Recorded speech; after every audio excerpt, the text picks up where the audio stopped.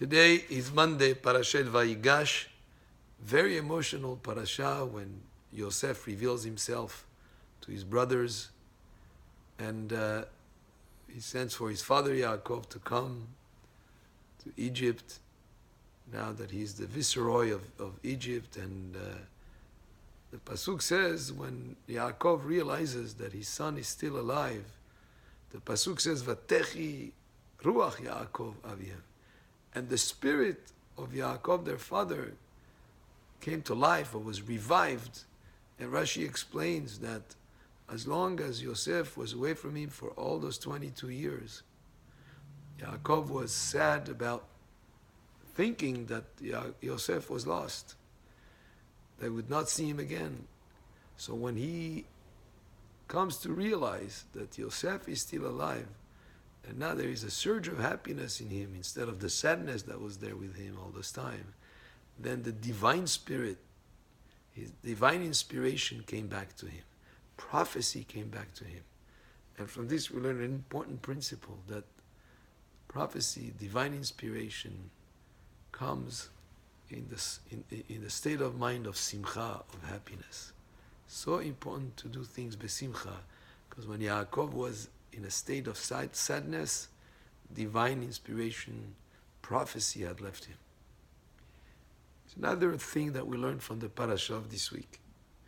As the family of Yaakov, with all his family, his wives, his children, are about to go down to Egypt, the pasuk tells us that Yaakov sends Yehuda ahead of them going to Egypt. Pasuk says, "Ve'et Yehuda shalach lefanav el Yosef leorot lefanav Goshna, vayavu arza Goshen."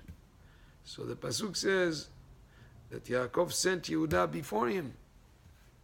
Leorot. What is leorot?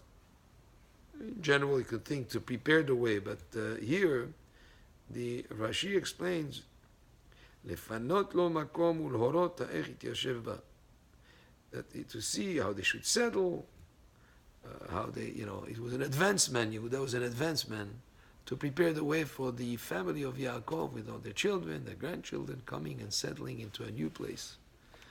But our sages explain that lehorot means to establish houses of Torah learning, schools, education. You have a new settlement of a Jewish community. The number one job that you have to take care of is to make sure that there is a place where people can learn Torah, where children can be raised on the basis of Torah education, because that is the best guarantee for the survival of that community. And we see it over time in history. I mean, there are cities and places in the US when some communities came from Eastern Europe, and those communities that did not give enough attention to Jewish education over a number of few generations, they sort of like disappeared. On the other hand, there were some other communities that gave so much importance to making sure to establish a place of a Bet Midrash, a place of Torah study, to educate the children in Torah.